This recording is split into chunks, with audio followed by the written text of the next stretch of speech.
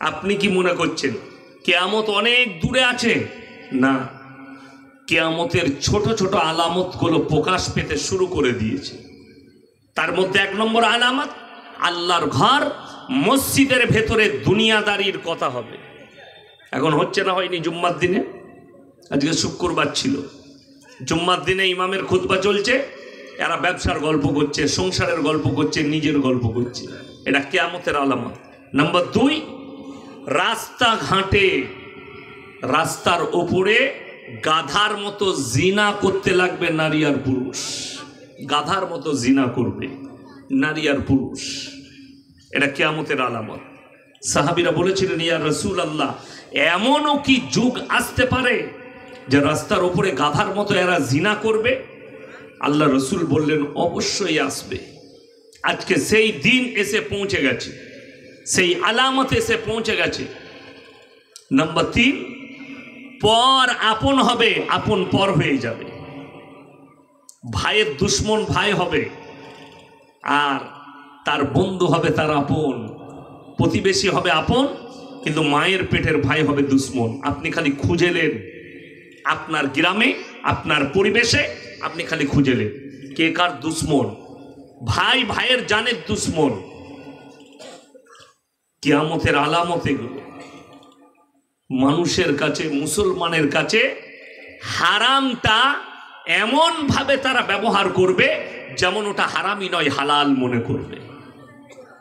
আজকে দেখুন, মদ হারাম না হালাল? কথা বলে না, হারাম। ইলামবাজার থানায় দেখিয়ে দেবো, মুসলমান ছেলে মদ খায়, মদ বিক্রিও করে। ঠিক বললাম না ভুল বললাম?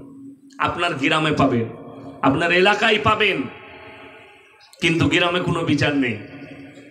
গ্রামে মুসলিমদের কোনো বিচার নেই। মদ খাচ্ছে, ও খাচ্ছে, ওর খা, তোর কি? সুদ খাচ্ছে প্রকাশ্যে। আপনাদের এলাকায় সুদখোর নাই? কথা বলে না? সুদখোর আছে? হ্যাঁ, সে তো থাকবি। সুদখোর আছে। তার বিবি জানে আমার স্বামী সুদখোর, তার পরিবার জানে আমার স্বামী সুদখোর, তার প্রতিবেশী জানে আমার স্বামী সুদখোর, তার সকল পরিবারের লোক, গ্রামের মানুষ, ইমামও জানে সুদখোর, মতওয়াল্লিও জানে সুদখোর। আমরা সবাই জানি লোকটা, ব্যক্তিটা সুদখোর, কিন্তু বলতে পারি না। আপনাদের বীরভূম ডিস্ট্রিক্টের খবর বলছি, গ্রামের নাম বলবো না, জায়গার নাম। আমি জলসা করেছি সেই গ্রামে 2 বছর আগে। ইমাম সাহেব আমাকে বলছেন যে হুজুর, আমি একদিন জুম্মায় সুদের বয়ান করেছিলাম। গ্রামের কটা যুবক রাত 12টায় ঢুকেছে আমার কামরায়। হুজুর, পানি পড়ালবো, খুলেন। আমি খুললাম।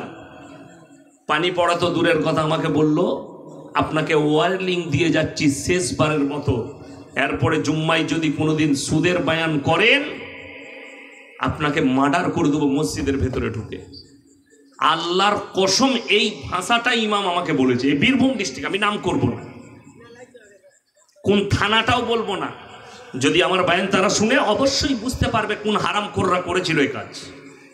বয়ান তো শুনবে, শুনলে তারা বুঝতে পারবে। ইমামকে কে? কোন অমুসলিম ভাই লয়, মুসলমান যুবক ইমামকে ঢুকে এই ধমকি দিচ্ছে। অথচ কোরআনে স্পষ্ট আছে, ওয়াহাল্লাল্লাহুল বাইয়া ওয়া হাররামার রিবা, সুদ তোমাদের জন্য হারাম আর ব্যবসাকে হালাল করেছি। আল্লাহ রসুল বলেছেন, কেউ যদি 1 টাকা সুদ খায়, মায়ের সঙ্গে, আপন মায়ের সঙ্গে, জন্মদাতা মায়ের সাথে 36 বার জিনা করার সমান পাপ হবে। নাউজুবিল্লাহ বলে, নিজের মায়ের সঙ্গে। যারা সুদ খাচ্ছেন, যারা সুদখোর আছেন, তারা শোনো, প্রতিনিয়ত তুমি নিজের মায়ের সঙ্গে জিনা করার পাপ করছো। যারা সুদ খায় তারা যেন আল্লাহর সঙ্গে যুদ্ধ ঘোষণা করলো। কার সঙ্গে বললাম? আল্লাহর সঙ্গে।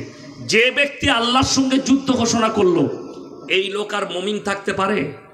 কথা বলেন, থাকতে পারে না। কিন্তু আমাদের দেশে সুদখোর, মাতাল, গাঁজাখোর, লটারিওয়ালা, যে যেরকমই পাপ করুক, জান্নাতে যাবার রাস্তা ঠিক আছে, দারুণ রাস্তা আছে। 1 নম্বর রাস্তা জান্নাতে যাবার, যাই করে মরে যা, 40 দিনে মিলাদ দিবে। মিলাদ হয় না? হয় না? কথা বলে না?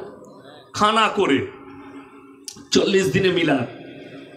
আর তার লেগে মুসল্লিরাও দুপুর বেলায় বিরিয়ানি করেছে, নাহলে গোশ আর ভাত খেয়ে দিয়ে রাতের বেলায় মিলাদে তার লেগে দোয়া করলো। মিলাদ তাই বুঝে না।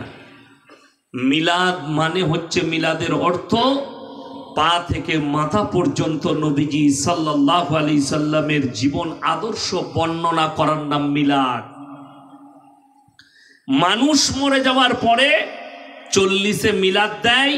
কোন বাপের বেটা মৌলবি যদি হাদিস কুরআন থেকে দলিল দেখাতে পারে যে মানুষ মরে গেলে 40 দিনে খানা করে মিলাদ দিতে হয়, আমি আর জীবনে সমাজের বুকে কথা রাখবো না, বীরভূমে আর জলসা করবো না ইনশাল্লাহ। নিয়ে আসুন, কোন বাপের বেটা মৌলবি আছে প্রমাণ দিবে? নাই। দোয়া চলছে। সারা জিন্দেগি সুদের ব্যবসা করে মারা গেল, সারা জিন্দেগি সুদ খেয়েছে, মারা গেল, অসুবিধা কিচ্ছু নাই তো। খালি একটা ভালো বক্তাকে দাওয়াত দিয়ে দে, সুর যেন ভালো হয়, ভালো বায়ান করতে পারে, দামি বক্তা এনেছে, মিলাদ দিবে, দোয়া করবে, জান্নাত রেডি। চিন্তার কি আছে? হুজুর দোয়া করে দিয়েছে, তোর হুজুর মার খাবে আর তুই তো খাবি। রেডি থাক, কবরে যাওয়ার পরে বুঝতে পারবে। আমাদের জান্নাতে আরো কত সহজ জানেন? মাদ্রাসার জলসা হয় না? হয় না? মাদ্রাসার জলসা, আর মাদ্রাসার জলসায় আদায় হয় না? হয় না? মসজিদের জলসায় মাদ্রাসার জলসায় আদায় হয়।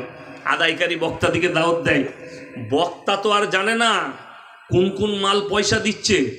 লটারিওয়ালা 1000 টাকা দিয়ে গেল, সুদখোর মাদ্রাসার জন্য 1000 টাকা দিচ্ছে, বক্তাও তাকে চিনে না, আর গ্রামের লোকও জানে না। পাশের গ্রাম থেকে জলসা শুনতে এইছে, সে দেখছে জান্নাতে যাওয়া সালা দারুণ লাইন, হুজুর তো জান্নাতে ঢুকুচ্ছে কানে হাত দিয়ে সুর করে, তাহলে এখানেই টাকাটা দে।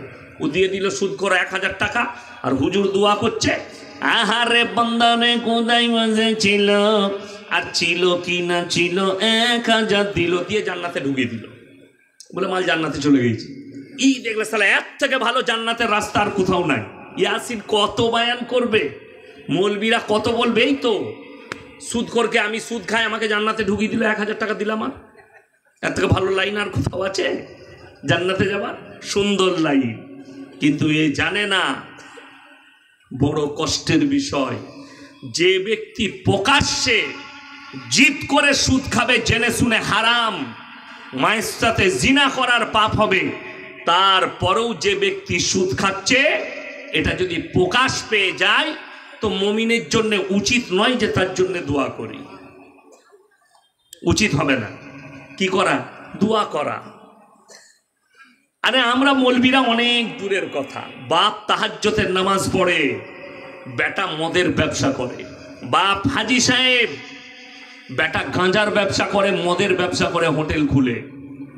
ভালো করে শুনবেন, গায়ে লাগা কথা, কিন্তু ব্রেনকে জিজ্ঞেস করলে বুঝতে পারবেন কত বড় অন্যায় কাজ আমাদের সমাজে চলছে, অথচ মানুষ এগুলো গুরুত্বই দেয় না, কোনো ব্যাপার নেই।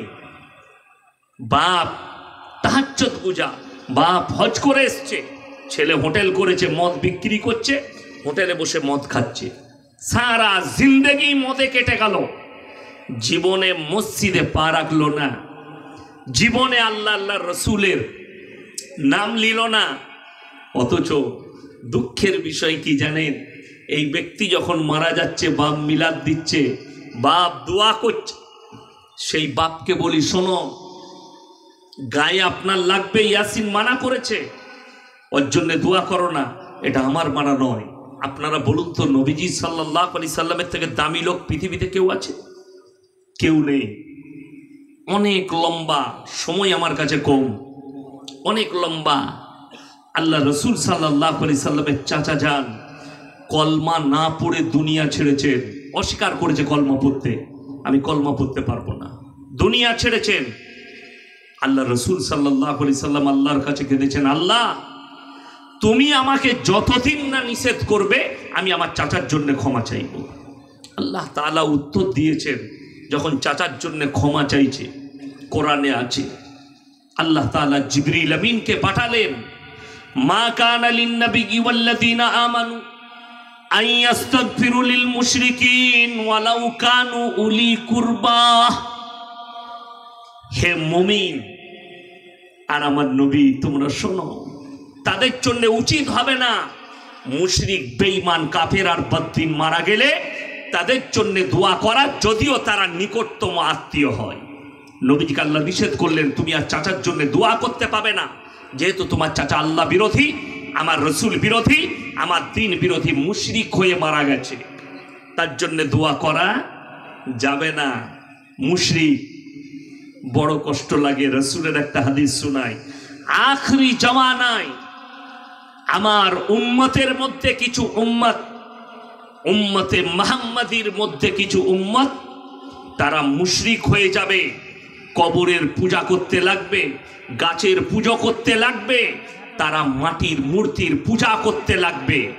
আখরি জামানায়, শেষ জামানায় মুশরিক হয়ে যাবে অনেক মুসলমান। যেমন একটা মুশরিক তৈরি করার একটা সুন্দর ভাষা বেরিয়েছে, সেই ভাষাটা কি জানেন? ধর্ম যার যার, উৎসব সবার। এটা মুশরিক বানানোর একটা ভাষা মুসলমানদেরকে, মুসলমানদের ঈমানকে ধ্বংস করার একটা মারাত্মক ভাষা। ধর্ম যার যার, উৎসব সবার। কেউ কি বলবো না, বয়ান চলবে, যার মন যাবে সে এগিয়ে এসে বসবে। জলসার মধ্যেখানে ওই ডিস্টার্ব করবেন না। যে দাঁড়িয়ে আছে জায়গা খুঁজে বসবে, অত মাথা ঘামাতে তোমাকে বলা হয় নাই। তুমি নিজে বসে জলসা শুনো। যে জান্নাতে যাবে সে ঠিক নিজের আমল ঠিক করবে, বুঝতে পারেন না? সবাইকে ডেকে ডেকে ঢুকুলে আমাদেরকে পেছনে যেতে হবে। যে যেখানে আছে থাক। আমার বন্ধুগণ, আমার ভাই, খুব ভালো করে বুঝবেন, আপনার ঈমানকে ধ্বংস করার কি খেলা চলছে। কিছুদিন আগে আমি দেখলাম একটা ইউটিউবার, মেয়ে ছেলে ইউটিউবার, সে নিজেকে সাংবাদিক বলে, আমার একটা ভিডিওকে কাটিং করে ছেড়েছে। এই মৌলবি ইয়াসিন, এ হচ্ছে ইসলাম বিদ্বেষী, এ হচ্ছে সমাজ বিরোধী লোক, যেহেতু মুসলমানদিকে নিষেধ করছে। আমি একটা জালসায় বলেছি, কিছু মুসলিম ছেলে পুজোর ভাসানাতে যায় মদ পান করার জন্যে। এটা আমি বাস্তব বলেছি। আমি তো ঠাকুরকে গালি দিইনি, আমি দুর্গাকে গালি দিইনি, কালীকে গালি দিইনি। অবশ্যই ধর্ম যার যার, উৎসবও তার তার। আমার হিন্দু ভাইরা তারা পুজো পাঠ করবে, তারা ধর্ম পালন করবে। আমাদের মসজিদে আজান হবে, নামাজ পড়ব, মন্দিরে আরতি হবে, পুজো পাঠ হবে। কিন্তু জেনে রেখে দিবেন, যে নেমো খারাপ মুসলমানরা মৌলবিদিকে গালি দিচ্ছ, যে এরা বলছে পুজোয় যাওয়া যাবে না, পুজোর অনুষ্ঠানে যাওয়া যাবে না, মনে করছেন আমরা সমাজ বিরোধী, আমরা আগুন লাগাচ্ছি সমাজে। তাহলে আমি তোমাকে দায়িত্ব দিলাম, ওই হারামখোর ইউটিউবারকে বলবো, ওই মেয়ে ছেলে চ্যানেলওয়ালাকে বলবো, শোনো, কোরবানির দিনে দাওয়াত দিলাম, তোমার যতগুলো অমুসলিম বন্ধু আছে আমার বাড়িতে নিয়ে আসবে। ধর্ম সবার, ধর্ম যার যার, উৎসব যদি সবার হয়, কোরবানির দিনে আমার বাড়িতে দাওয়াত দিলাম, কে কে আসবে বলো? একটা মোটা দিকে ষাঁড় জবাই করব, দিয়ে রান্না করে খাওয়াবো। সমাজ কি বলবে? ইসলাম কি বলছে? কারো ধর্মকে গালি দিতে শিখাইনি। 1.5 লাখ থেকে 2 লাখ বয়ান ছুটছে, কোনো বাপের বেটা মায়ের লাল দেখাতে পারবে না আমি কারো ধর্মকে গালি দিয়েছি, কারো দেবদেবীকে গালি দিয়েছি। উপরন্তু আমি বলেছি ইসলামে আছে তোমরা কারো দেবদেবীকে গালি দিও না, কারো ধর্মকে গালি দিও না। কিন্তু তারটাকে মেনে নেও না। রসুলের হাদিস শুনেলেন, তোমরা দেখো না তোমার বাড়ির পাশে কে আছে, হিন্দু হোক, দলিত হোক, আদিবাসী হোক, যে ধর্মেরই হোক, ক্ষুধার্ত হলে খাবার দাও, বস্ত্রহীন হলে বস্ত্র দাও, বিপদে পড়লে পাশে দাঁড়াও। আল্লাহ তাআলা কোরআনে বলেছে, কোনো মানুষকে যদি অন্যায়ভাবে হত্যা করে, এখানে আল্লাহ ধর্ম বলেননি, কোন ধর্মের কথা বলেননি, শুধু মানুষের কথা বলেছে। কোনো মানুষ যদি কোনো মানুষকে অন্যায়ভাবে হত্যা করে, সে যেন গোটা মানব জাতিকে হত্যা করলো। আর কোনো মানুষ যদি কোনো মানুষের প্রাণ বাঁচায়, সে গোটা মানব জাতির প্রাণকে বাঁচালো। জোরে বলুন সুবহানাল্লাহ। এটা আমার আল্লাহর নিদান। অর্থাৎ ইসলামকেও কি কষ্ট দিতে শিখাই না। কোরবানির সময়, ঈদের সময় ইমামদিকে থানায় ডাকা হয়, হয় না? হয় না? যে সমস্ত ইমামরা আছেন তেনারা জানেন, ইমামদিকে থানায় ডাকা হয় কেন? আপনারা বলবেন কোরবানিতে আমাদের মূল আমল হচ্ছে পশু জবহ করা। জবহ করি না? এটা হচ্ছে আমাদের একটা বড় সুন্নত আমল, আমরা করি কোরবানির দিনে। অর্থাৎ আপনারা আপনাদের সমাজকে মেসেজ দেন, ঈদগায় মেসেজ দিবেন, জুম্মায় মেসেজ দিবেন, তারা যে পশুটা জবহ করবে তারা যেন ঘেরে করে। আমরা তো বলি ইসলাম কারো ধর্মকে আঘাত দিতে শিখাই না, কেউ কি শিখাই না। তোমরা পশু জবহ করলে ঘেরে নিবে, জায়গাটা ঘেরে দিবে, কোনো ভাই যেন তোমার ধর্ম পালনে কষ্ট না পায়, এটা ইসলাম শিখিয়েছে। কিন্তু কোরআনে আছে লা ইলাহা উলাই ওয়ালা ইলাহা উলা, তোমরা দুটো নৌকায় পা দিও না। যারা দুটো নৌকায় পা দিতে চাইছে, অনেকজন বলে আরে ইলেম বাজারে গিয়েছিলাম পুজো দেখতে, আমরা তো পুজো করিনি, শুধু ঠাকুর দেখেছি, মেলা দেখে পালিয়ে এসেছি। এ দারুণ কথা। মৌলবীরা কি জানে, ইমামরা কি জানে, এরা মূর্খ। আমরা তো গেছি। এক্সাম্পল দিচ্ছি, উদাহরণ দিচ্ছি। মায়েরা যারা বউ নিয়ে যাও পুজো দেখতে বোলপুরে, যারা যাও মেলাতে পুজোর অনুষ্ঠানে, তারা ভালো করে শুনেলেন, তাদের উদ্দেশ্যে বলছি, তোমার এই গ্রামে পোছেড়ায় একটা বাড়িতে ডাকাতি হচ্ছে, রাত্রে সবাই ঘুমাচ্ছে, একজন ব্যক্তি পেশাব করতে উঠেছে, সে দেখলো ঝোপের মধ্যে পেশাব করছে, সে দেখতে পেল যে গাড়ি এর বাড়িতে ডাকাতি হচ্ছে, সব মালগুলো লুটে গাড়িতে চাপাচ্ছে, সব লুটপাট করে তাদের মাথায় বন্দুক ঠেকিয়ে সব লুটে নিয়ে ডাকাতে চলে গেল। গ্রামের মানুষ জেগে গেল। প্রশাসন বাবুরা এলেন, এসে জিজ্ঞেস করছে তোমাদের মধ্যে কে কে দেখেছো? সে বললে স্যার আমি প্রথম থেকে শেষ পর্যন্ত দেখেছি। কাকে বেশি মারবে? কথা বলে না, কোন মালটাকে বেশি মারবে? যে দেখেছে তাকে। একে তুলে নিয়েছ, বেরিয়ে যাবে। আমার বন্ধুগণ, কোরআনে আছে তোমরা যদি দেখো কোনো জায়গায় শিরকের কাজ হয়, আল্লাহ বিরোধী কাজ হয়, রসুল বিরোধী কাজ হয়, শরীয়ত বিরোধী কাজ হয়, হয় হাতের দ্বারা রুখে দাও, তা না হয় জবানের দ্বারা রুখে দাও, তা না হয় ওই জায়গা থেকে ঘৃণা করে দূরে সরে চলে এসো। আল্লাহর কাছে যতগুলো পাপ আছে পৃথিবীতে, সব থেকে নিকৃষ্ট পাপ হচ্ছে শিরকের পাপ। কিসের পাপ বললাম? শিরকের পাপ। একটা মাস্টার নিজেকে বলছে, সে দেখলাম আমার বিরুদ্ধে বলেছে, ওগুলো তো মাস্টার লয়, গরু আমার কাছে। সামনে পড়লে বুঝতে পারত। একটা গরু, কলকাতা, দেখলাম ওই মেয়ে ছেলের চ্যানেলটাই এসে আমার জন্য বলেছে একে অ্যারেস্ট করা দরকার, একে এই করা দরকার, তোর বাপের হিম্মত থাকলে আয় আমাকে অ্যারেস্ট করবি। একবার সামনে বসে দেখ, তোদের মতো মাস্টার পিশাব করে বেরিয়ে যাবে যদি ইসলাম নিয়ে বসিস। মাস্টার আছিস, মাস্টারি কর। কোরআন হাদিস নিয়ে ঘাঁটতে এসো না, আর আমাদের সঙ্গে লাগতে এসো না। পায়খানা ঘর খুঁজে পাবে না, ছেঁড়া নিয়ে বেরিয়ে যাবে। ঢেকে দেবো দলিল দিয়ে। সে বলছে এরা নিষেধ করছে, ওই জায়গায় যাওয়া যাবে না। আমি আবার নিষেধ করছি যে একটা অপরন্ত কি বলছে, মুসলমানরা এই মৌলবি কি দেখতে পাই না? মুসলমানরা কবরে সিজদা করে, মুসলমানরা গাছে সিজদা করে। ওই গরু মাস্টারকে বলবো আমার বক্তব্য শোনো, 1.5 লাখের বেশি বয়ান। আমাদের বাপ বেটার বক্তব্যটাই হচ্ছে শিরকের ওপরে। শিরককে মুছার জন্যে, শিরক মুক্ত জীবন গড়ার জন্যে আমার তো প্রত্যেক বয়ানে আছে।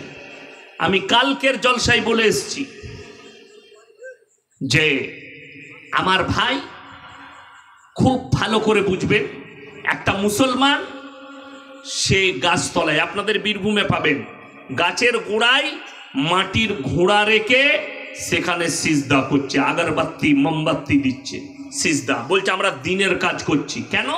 বলে এখানে পীর সাহেব আছে, ওই যে গাছের গোড়ায় ধূপবাতি দেওয়া হয়, আগরবাতি দেওয়া হয়, ওখানে পীর সাহেব থাকে না, ওখানে খবিস জিন্নাত থাকে, শয়তান থাকে। আমি বলে যাচ্ছি। আর ইসলামের সব থেকে বড় নিকৃষ্ট পাপ, একটা অমুসলিম ভাই সে মাটির মূর্তি তৈরি করে সেখানে সিজদা করলে এটা ইসলামী শরীয়তে শিরক, এবং তার সাপোর্ট যারা করবে ওই শিরকের হিস্সাদার হবে। তার যারা সাপোর্ট করবে, তার যারা গুণ গাইবে, তার যারা সাথ দেবে, তারাও ওই হিস্সাদার হবে। ইসলাম এটাকে স্বীকৃতি দেয় না। আল্লাহ এক এবং অদ্বিতীয়। ইব্রাহিম আলাইহিস সালাতু ওয়াস সালামের বাপের তিনটে কাজ ছিল: মূর্তি তৈরি করা, মূর্তি বিক্রি করা, মূর্তির উপাসনা করা। যার কারণে কোরআনে আছে ইব্রাহিম নবী নিজের আব্বাজানকে দাওয়াত দিয়েছেন কি বলে? ইসকালা লিয়াবিহি ইয়া বাতি লিমা তাবুদু মা লা ইয়াসমাউ ওয়া লা ইউবসিরু ওয়া লা ইউগনি আনকা শাইয়্যা। হে আমার আব্বাজান, আপনি কার উপাসনা করছেন? হাত পা নাড়তে পারে না, কথা বলতে পারে না, নিজস্ব কোনো যোগ্যতা নেই, তার চলার ক্ষমতা নেই, আপনি তার উপাসনা করছেন? এটা শয়তানের রাস্তা। আমার আল্লাহকে বিশ্বাস করুন, একমাত্র আমার আল্লাহই হচ্ছেন সিজদার যোগ্য, ইবাদতের যোগ্য। এই রাস্তা ছেড়ে আমার আল্লাহকে বিশ্বাস করুন। ইব্রাহিম আলাইহিস সালাতু ওয়াস সালামের আব্বাজান মেনে নেয়নি। আমার বন্ধুগণ, আমার ভাই, আমি কালকে বুঝিয়েছি, এখানে হয়তো অনেক আমাদের পীরের মুরিদ আছেন যারা মনে মনে করেন কবরে গিয়ে ভালো মন্দ চাওয়া যাবে, পীরের কাছে চাওয়া যাবে। অনেক মা বোন হয়তো অন্যান্য গ্রাম থেকে আত্মীয় স্বজন এসছেন যারা আমাকে গালি দেন। আমি পীর বিরোধী মৌলবি নয়, আমি সিস্টেম বিরোধী মৌলবি। খুব ভালো করে বুঝবেন, আমি ইয়াসিন এখন বেঁচে আছি না নাই, কথা বলছি যখন আমার মধ্যে প্রাণ আছে। এখন ভাইজান যদি আমাকে বলেন হুজুর 10টা টাকা দেন, আমি পকেট থেকে বার করে দিতে পারবো না? পারবো না? কথা বলেন, পারবো। আচ্ছা, আমি মারা গেছি, এরপরে যদি ইনি চাই আমি দিতে পারবো? পারবো না। এইটা যখন আপনার বুঝে এলো যে আমি বেঁচে আছি, 10 টাকা বার করে দিতে পারবো, আমি হাত পা লাড়তে পারবো, মারা গেছি আর আমার পকেট থেকে টাকা বার করে দেবার ক্ষমতা নেই, তাহলে ইয়াসিন যদি মরে যাওয়ার পরে 10 টাকা না বার করে দিতে পারে, আমার কবরে গিয়ে তুই ভালো মন্দ চাইবি, আমি তোকে কি করে দেবো? কথা বুঝাতে পারলাম? বুঝাতে পারলাম? আমি মানে ধরলেন যে কোনো মৌলবীর কবরে, যে কোনো পীরের কবরে আপনি গিয়ে ভালো মন্দ চাইছেন, বেঁচে থাকতে হুজুর খালি নাজরানা নিচ, আর মরে গেলে তোকে কি করে দিবে? কষ্টটা ওইটাই। দুঃখটা কি জানেন? পীর সাহেবরা, মুরিদরা গিফট দেয়, মুরিদদের নাজরানায় পীর সাহেব BMW গাড়ি চাপছে, ওডি গাড়ি চাপছে, আর যে পীর মানে সে ভিক্ষা করে খায়। বাস্তব বলছি, আপনি দেখুন আপনাদের বীরভূমে পায়ে হেঁটে যাচ্ছে একজন ভদ্র মহিলা, পায়ে হেঁটে পাথর চাপড়ি, বলছেন হজের নেকি পাবো। এই কবরে যাওয়ার পরে বেরিয়ার হুঁটোগুলো ভাঙবে ফেরেশতারা আগে। বলে কি ব্যাপার? বলে যে পাথর চাপড়ি গেছি, বিয়ারিং গুলো আগে ভাঙবো, রেডি হ, বিয়ারিং দুটো হুঁটোকে বেরিয়ে আগে ভাঙবে। এর থেকে বড় নিকৃষ্ট পাপের কথা আর কিছু নেই। আপনাদেরকে বলে যায়, 3টে জায়গা যারা, 3টে জায়গা ছাড়া কোনো জায়গা নেকির উদ্দেশ্যে সফর করা শরীয়ত সম্মত নয়। কটা বললাম? 3টে। নাম্বার 1, মক্কা আল্লাহর ঘর। কেউ যদি নেকির উদ্দেশ্যে সফর করে, নেকি নিয়ত করা মাত্র নেকি পাবে। সেখানে গিয়ে যদি কেউ 1 রাকাত নামাজ পড়ে, 1 লাখ রাকাত নামাজের নেকি তার আমল নামায় দেওয়া হবে। জোরে বলুন সুবহানাল্লাহ। কেউ যদি মদিনা মুনওয়ারার উদ্দেশ্যে রওনা হয়, যেখানে নবীজি সাল্লাল্লাহু আলাইহি সাল্লাম শুয়ে আছেন, ওই মদিনার উদ্দেশ্যে নেকি পাবে। 1 রাকাত নামাজ পড়লে 50,000 রাকাত নামাজের নেকি পাবে। নাম্বার 3, বাইতুল মাকদাস, যেটা নিয়ে ইরান, গাজা, ফিলিস্তিন যুদ্ধে জড়িয়েছে ইসরায়েলের সাথে, ওই মসজিদটার নাম হচ্ছে আল আকসা। এই মসজিদের উদ্দেশ্যেও কেউ সফর করতে পারে নেকির উদ্দেশ্যে, আমি ওখানে গিয়ে নামাজ পড়লে নেকি পাবো, নেকি পাওয়া যাবে, জায়েজ আছে। কেউ যদি বলে আমি কালকে সকালে গাড়ি ভাড়া করে আজমির যাব, জায়েজ নেই নেকির উদ্দেশ্যে। কেউ যদি বলে আমি বেরেলি যাব, জায়েজ নেই। কেউ যদি বলে পাথর চাপড়ি যাব, নেকি। আমাদের দেশে অনেক লোক জুম্মা পড়তে যায় বাস ভাড়া করে, পাথর চাপড়িতে জুম্মা পড়বে, কবরে মার খাবি আর কিছু পাবি না। জুম্মা তোর গাঁয়ে পর, তোর পাড়ায় পর, অসুবিধা নেই। আপনি গেছেন সিউড়ি কিংবা পাথর চাপড়ির ওপর দিয়ে পেরিয়ে যাচ্ছেন, জুম্মার সময় হয়েছে, টাইম নেই, ঢুকে জুম্মা পড়লেন, অসুবিধা নেই, পেরিয়ে যাচ্ছেন। আপনি বর্ধমান আপনি কলকাতা যাবেন, আমার পুরসার ওপর দিয়ে পেরিয়ে যাচ্ছেন, হাই রোডে দেখলেন জুম্মার টাইম হয়ে যাচ্ছে, তো পুরসায় ঢুকে জুম্মার নামাজটা আদায় করলি, এটা একটা আলাদা বিষয়। আর বাড়ি থেকে নিয়ত করে বেরানো, আমি কালকে পাথর চাবড়ি যাব নেকির উদ্দেশ্যে, আমি কালকে কুষ্টিগিরি যাব নেকির উদ্দেশ্যে, শরীয়ত সম্মত জায়েজ নেই। ইসলাম এটাকে মান্যতা দেয় না, এগুলো নেকির জায়গা নয়। কবর জিয়ারত করা সুন্নত, বাপের করুন মায়ের করুন, পেরিয়ে যাচ্ছেন আল্লাহওয়ালার কবরের পাশ দিয়ে, আপনি করেলেন, অসুবিধা নেই।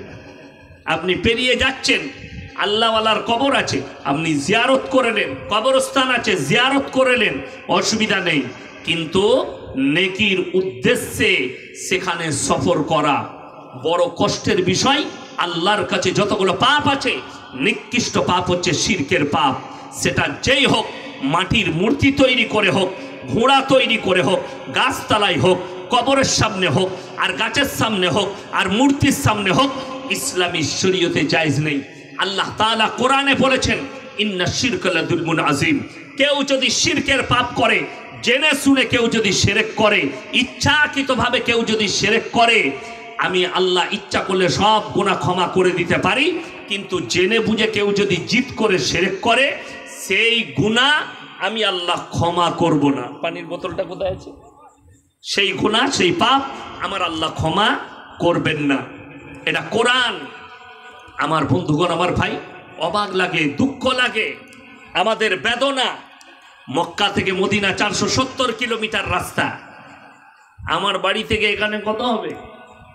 20 40, খুব জোর হলে 50 হবে, বিসমিল্লাহ,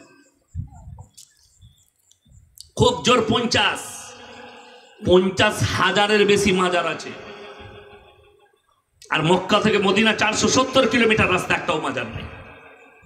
অথচ জানেন মক্কায় কে শুয়ে আছেন? মক্কার আশেপাশে যে হাজিরা হজ করতে যায় তাদেরকে জিজ্ঞেস করবেন, ওহুদের প্রান্তরে লোহার ব্যারিকেড দিয়ে ঘেরা আছে 70 জন সাহাবীর কবর, যুদ্ধের ময়দানে শহীদ হয়েছে। সেখানে এমন একজন সাহাবী শুয়ে আছেন, তিনি হচ্ছেন নবীজি সাল্লাল্লাহু আলাইহি সাল্লামের চাচা যান হযরতে আমির হামজা রাদিয়াল্লাহু তাআলা, যার বুকটা চিড়ে যুদ্ধের ময়দানে কলিজা ফট্টা বার করে চিবিয়ে খেয়েছিল, তার নাম হিন্দা। আল্লাহ হিন্দাকেও ঈমান দান করেছিলেন, বলুন সুবহানাল্লাহ। যে কলিজা ফট্টা চিবিয়ে খেয়েছে, তার মাজার নেই। কিন্তু দুঃখের বিষয়, এই ভারতে 1 লাখ যদি মাজার থাকে, 95,000 মাজারে মাল্লায় ফ্রি, ফাঁকা, খালি বাজার চলছে। আপনি কলকাতা যান, সাঁতরাগাছি পেরুবেন, রোডের মধ্যেখানে একটা মাজার আছে। আর বর্ধমান বীরভূমের ডাম্পার চালায় মুসলমানদের ছেলেরা, আর আমাদের বর্ধমানে বালির গাড়ি, আর এরা পাথরের গাড়ি। কলকাতা ঢুকছে, ওরে বাপরে, হুজুর শুয়ে আছে, মাল তো মদ খেয়ে আছে, গাড়ি চালাচ্ছে, ঝাড়াম, কি ব্যাপার? জান্নাতে যাবে, গাঁজা খেয়ে জান্নাতে যাবে। কোথায়? চাদরে পয়সা দিয়েছে জান্নাত, মাজারে পয়সা ছুড়ে দিয়েছে জান্নাত। কত বড় দুঃখের বিষয়, বেদনার বিষয়। আপনারা যারা পাথর চাবড়িতে যান তারা জানেন। আমি একটা জলসায় বলেছি, আজকে আবার বলে যাচ্ছি, গোটা পশ্চিম বাংলায় কারো যদি বিটি পালিয়ে যায়, বউ পালিয়ে যায়, লোকের সাথে কোথাও খুঁজে না পেলে পাথর চাবড়িতে পাবে। আমি বাস্তব বলছি। কেন? আমি কয়েকটা আমাদের গলসি থানা বলে অমুকের বউকে নিয়ে পালিয়ে গেছে, কোথায় খুঁজে পেলে? বলে পাথর চাবড়িতে ঘর বানা দিয়েছিল। বাস্তব বলছি। তাহলে যেখানে আল্লাহর ওলি শুয়ে আছে, সেখানে এই ধরনের পাপের কাজ। গাঁজার আসর বসে, মদের আসর বসে, লোটো, জুয়া, আলকা, সব কিছু পাপের কাজটা ওখানে হয়। কবরস্থান পবিত্র জায়গা না অপবিত্র? কথা বলে না? পবিত্র জায়গা। আচ্ছা বলুন, ওই পাথর চাবড়িতে মুসলিম অমুসলিম সবাই ঢুকে না? ঢুকে না? ঢুকে তো। আচ্ছা, একটা অমুসলিম ভাই জানেন পবিত্র কি? কথা বলে না? জানে ফরজ গোসল কাকে বলে? পবিত্রতা কাকে বলে? না পাক অবস্থায় প্রবেশ করে, অপবিত্র অবস্থায়। অথচ সকল মুসলমান জানে কবরস্থান পবিত্র জায়গা, সেখানে উজু করে যাও, পবিত্র অবস্থায় যাও। সেখানে বাপ দাদর কবর থাক আর না থাক, কবরে ঢুকার সময় সালাম দিতে হবে, আসসালামু আলাইকুম ইয়া আহলাল কুবুর। দেন না? দেন না? ঢুকে দেন। আচ্ছা আচ্ছা, মাজারে যিনি শুয়ে আছেন ওটা কবরস্থান না কবরস্থান নয়? কবরস্থান। আচ্ছা, একটা অমুসলিম ঢুকলে সালাম দেয়? পবিত্রতা জানে? জানে না, অথচ সে প্রবেশ করে কিছু পাবার আশায়। কেন? সে জানে আমারটা মাটির তৈরি, এই মালটা সুয়া। দুটোই একই, দুটোর মধ্যে কোনো পার্থক্য নেই আমার ভাই। আর সব থেকে বেশি এটাই জড়িয়েছে আমাদের মা বোনেরা।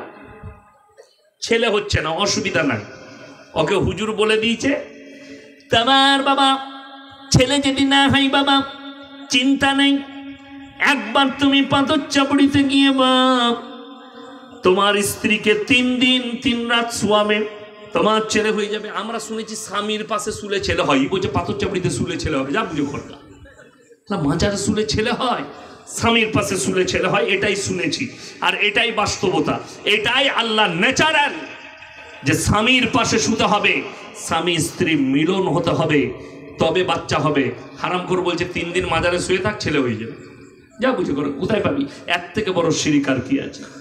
মায়েরা তো এগুলো ডুবে আছে।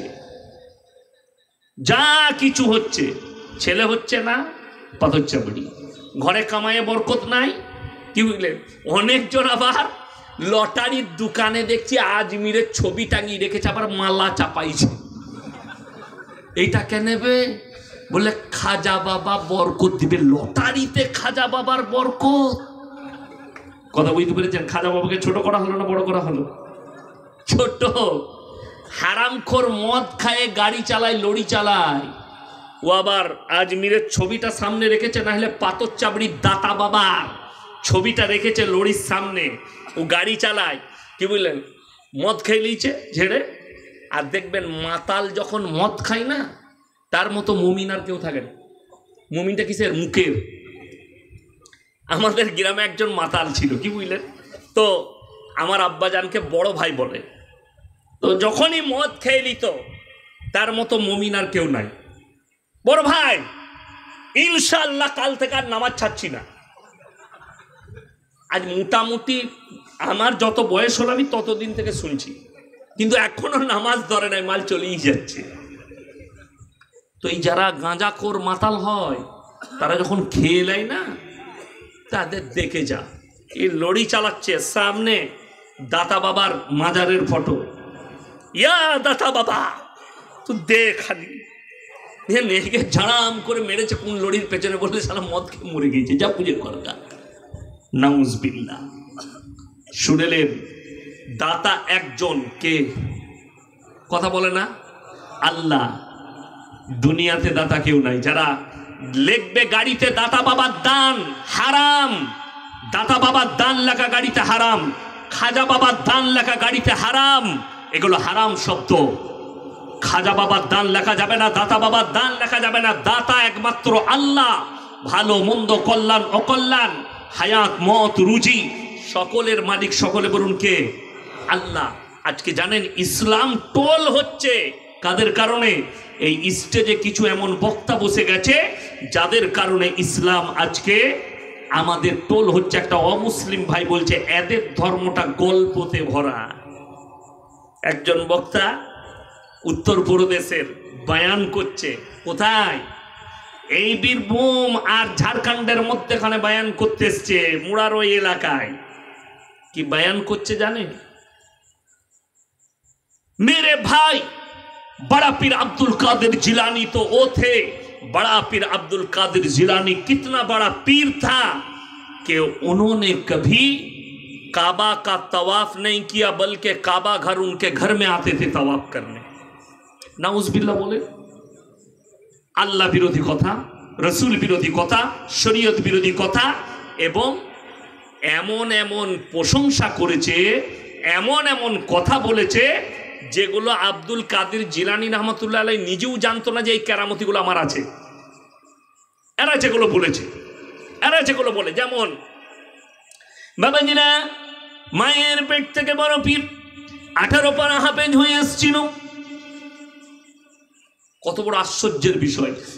এইটা যদি সত্য হতো আল্লাহ রসুল সাল্লাল্লাহু আলাইহি সাল্লামের জন্য, তাহলে হাদিস বর্ণনা হতো নবীজি সাল্লাল্লাহু আলাইহি সাল্লাম মায়ের পেট থেকে জন্ম নেওয়ার পরেই নবুয়ত পেয়ে গেছেন, ঠিক কিনা কথা বলে?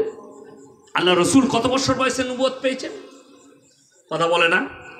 40 বছর বয়সে যখন নবীজি সাল্লাল্লাহু আলাইহি সাল্লামের সামাজিক জ্ঞান সমস্ত কিছু আল্লাহ দিয়ে দিলেন, দাওয়াতের মেহনত করার ক্ষমতা দিলেন, এবং মানুষ যখন বিশ্বাস করবে নবীজিকে, এবং এমন একটা বয়স, আচ্ছা বলুন, আমি 2 ঘন্টা 3 ঘন্টা বক্তব্য দিতে পারবো, যতই ফুটানি করি পুরনো চাল ভাতে পারে। কথাটা জানেন না? পুরনো চাল ভাতে পারে না, পারে না? ভাতে পারে। কিন্তু শওকত সাহেব 10 মিনিট বলবে আমার থেকে অনেক উপরে, ঠিক কিনা? অনেক উপরে। কেন? বয়স বেড়ে গেছে। নবীজি সাল্লাল্লাহু আলাইহি সাল্লামের 40 বছর বয়সে আল্লাহ নবুয়ত দান করলেন, আর নেমো খারাম মিথ্যা করে বলছে গল্পর একটা বই লিখে দিলে বড় পীর মায়ের পেট থেকে 20 পারা হাফেজ, 18 পারা হাফেজ হয়ে এসেছে। শুধু এই খুবিয়াগুলো নয়, আরো শুনবেন। বাবাজিরাম, বড় পীর আব্দুল কাদের জিলানী দস্তরখানে খানা খেতে বসেছেন। বাবা দেশি মুরগি দিয়ে ভাত খাচ্ছেন, আর দেশি মুরগির হাড্ডিগুলো একদিকে রাখছেন। তার মুরিদ জিজ্ঞেস করলেন, হে বাবা, হে পীর সাহেব, বড় পীর, আপনি যে মুরগির হাড্ডিগুলো রাখছেন কিসের জন্য? বললে, হে আমার মুরিদরা শোনো, আমি এই মুরগি খাওয়ার পরে আবার আমি এই মুরগিটাকে জীবিত করে দেব। যা বুঝে কর না, কেউ জানে না, বাস্তব বলছি। এই বক্তব্য চলছে সমাজে, আর অমুসলিম ভাইরা টোল করছে গল্পতে। ইসলাম শুনেলেন সত্যর উপরে, ঠিক আছে, সকলে জোরে বলুন কিসের উপরে? সত্যর উপরে, জোরে বলুন সুবহানাল্লাহ। ইসলাম সত্যর উপরে টিকে আছে, মিথ্যার উপরে নয়। আজকে দুঃখ লাগে এই বীরভূম ডিস্ট্রিক্টের কিছু গুটকাখোর, কিছু সিন্নিখোর, কিছু জাহিলে মুরাক্কাব, এরা মহরম পালন করে গান বাজনা করে, ডিজে বাজিয়ে, ড্যান্স করে, আন্ডার প্যান্ট পরে। আমাদের বর্ধমানে বলছে, কোথা থেকে এইছে? বলছে বীরভূম থেকে। বলছে আগুনের ওপরে মুসল্লা বিছিয়ে নামাজ পড়বে। বলে গাঁজা খেয়ে আছে ও। গাঁজা না খেলে আগুনের ওপরে নামাজ পড়া যায়? বড় কষ্ট লাগে, দুঃখ লাগে। আমার বন্ধুগণ, আমার ভাই, খুব ভালো করে বুঝবেন, নামাজ যে জায়গায় বিপদ আছে সেই জায়গায় ইসলামী শরীয়তে পা দেওয়া জায়েজ নেই। আচ্ছা, কেউ যদি বলে এই যে কারেন্টের তারটা দেখছেন, আমি যদি বলি আমি মৌলভী শওকত সাহেবের বেটা, হ্যাঁ আল্লাহওয়ালা লোক আমার আব্বা, আর আমিও আল্লাহওয়ালা, এই কারেন্টের তারটাই হাত দেবো, আমাকে শর্ট মারবে না, এই চিনে এটা ইয়াসিন? এক্ষুনি আমাকে বলবে তুলে নিয়েছো অ্যাম্বুলেন্স করে, কি বলছে মালটা পটল তুলে দিয়েছে, কিন্তু তো চিনে না এটা ইয়াসিন। আপনারা চিনেন, এটা বক্তব্য দিচ্ছে ইয়াসিন। কারেন্টের সিফাত, কারেন্টের যে গুণ, সেটা হচ্ছে যেই হাত লাগাক তাকে শট মারবে। ওকে চিনে না। একটা সাপ, তার গুণ হচ্ছে দংশন করা। তার গর্তে যদি কেউ বিসমিল্লাহ বলে হাত ভরে, তাকে চুমু খাবে না, সাপটা কামড়াবে। কেন? এটা হচ্ছে তার গুণ, ওটা তার সিফাত, কামড়ানো মানুষকে। ওই জন্যে বড় দুঃখের বিষয়, কেউ যদি বলে আমি আগুনের ওপরে নামাজ পড়তে, মিথ্যাবাদী, গাঁজাখোর, মাতাল, আগুনের ওপরে মুসল্লা বিছিয়ে নামাজ পড়া যাবে না।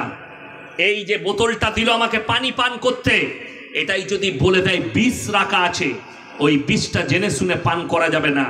আপনি বিসমিল্লাহ বলেও পান করা যাবে না। কেন? আল্লাহ তাআলা কোরআনে বলেছেন তোমাদের জন্য আত্মহত্যা করা হারাম, তার পথ বেছে নেওয়া হারাম, নিজের প্রাণের মূল্য দিতে হবে। কেন? এই প্রাণটা আপনার নয়, আপনার যে জিন্দেগিটা আছে এটা আল্লাহর দেওয়া একটা নিয়ামত, এর কদর আপনাকে করতে হবে। যদি আপনি বুঝতে পারেন আপনার মধ্যে রোগ এসছে, আপনাকে ডাক্তার দেখাতে হবে। কেন?